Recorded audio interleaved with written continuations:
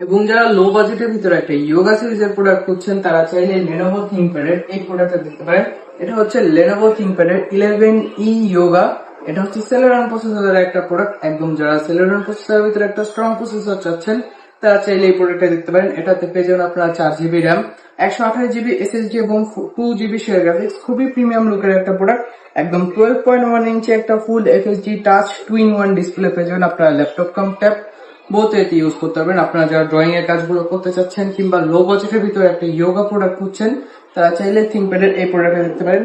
এটাতে আপনারা খুবই সুন্দর একটা ব্যাক সাইড পেয়ে যাবেন, একদম ফ্রেশ কন্ডিশন পেয়ে যাবেন, একটা মেটাল বডির ল্যাপটপ দেখতে পাচ্ছেন। আপনারা যারা ভিডিও এডিটিং এর কাজগুলো করতে চাচ্ছেন টুকটাক, তারপর আপনারা ড্রয়িং এর কাজগুলো করতে চাচ্ছেন, তাদের জন্য এই ল্যাপটপ গুলো হবে একটা বেস্ট চয়েসের ল্যাপটপ, যেটাতে আপনারা খুবই ইজিলি এই কাজগুলো করতে পারবেন। এবং এই ল্যাপটপটার প্রাইসের কথা জানি আমরা বলি, এই ল্যাপটপটার প্রাইস রাখছি আমরা শুধুমাত্র 16,990 টাকাতে।